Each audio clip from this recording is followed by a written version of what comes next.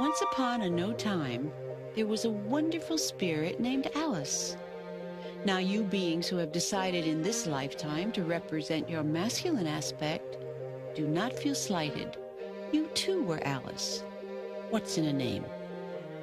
In this realm where Alice lived, there was no room for fear, no need for pretense, no requirement for definition beyond the delight of the moment. In the Bible, it's called the Garden of Eden.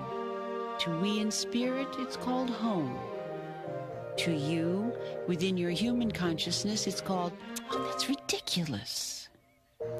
Alice was a being of incredible curiosity, not unlike many of you. And through the millennia of exploration moving from now to now, there awakened a curiosity to explore what now was beyond itself.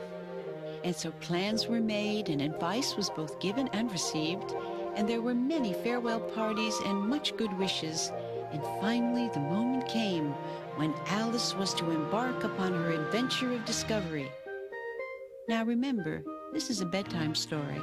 And of course, there is a part of Alice that never left home, that recognized that oneness was really all there was.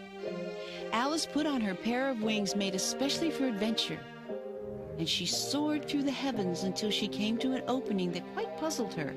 For there, it seemed, the world of familiarity ended, and right before her was a vast opening through which, for a moment, she hesitated to go. For she thought that if she were to move into that other land, she might not remember how to return home. Alice turned back for a last look homeward, and then she leapt with the greatest enthusiasm into the vast unknown.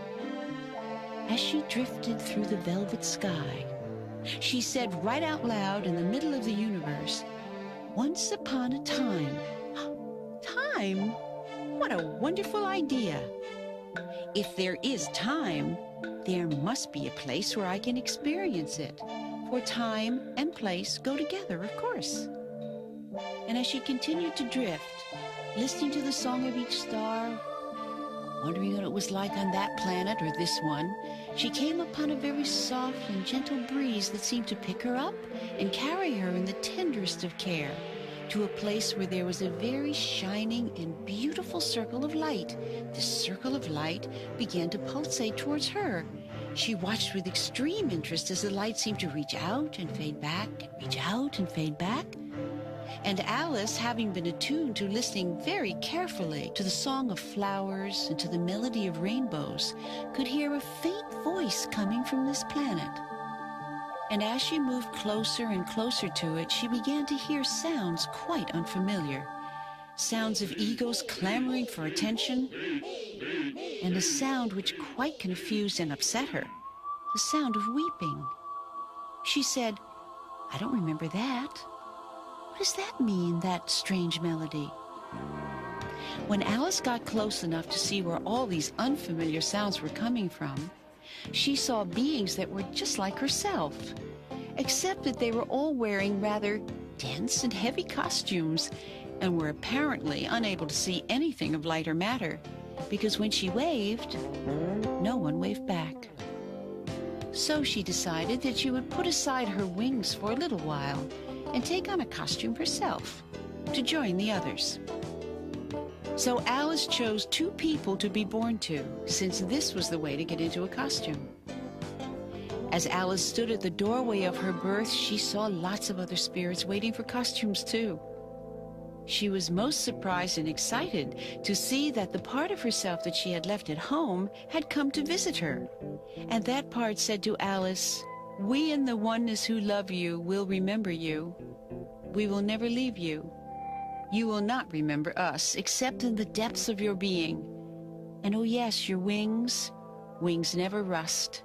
They will always fit you regardless of how big you think you've grown." So Alice took off her wings, and with great courage, she was born. The first thing Alice did was to look for pockets in her costume where she could stuff the memory of home. And because her costume seemed to have no pockets at all, she thought, "Very well, then I will tuck it in my heart." And so saying, she turned her attentions to the adventure of the moment. Now, it was not carelessness that caused Alice to forget, nor was it a lack of loving.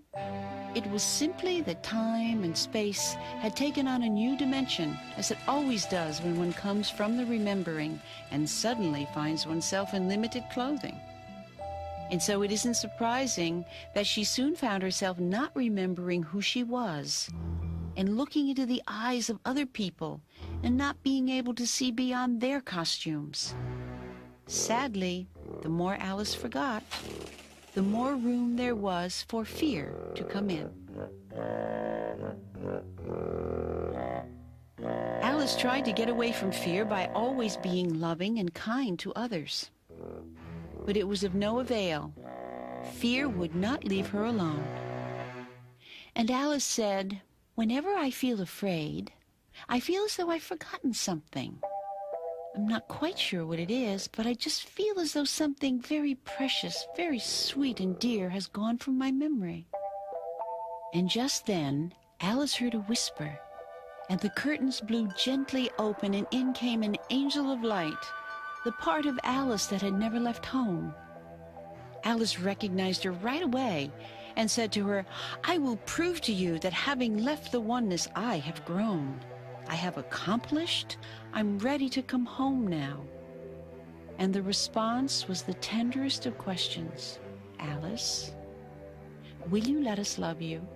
That is the question that you have traveled through eons to hear and to respond to, only to be reminded, "Dear Alice, that I know who you are, and all I have ever wanted from you is permission to love you."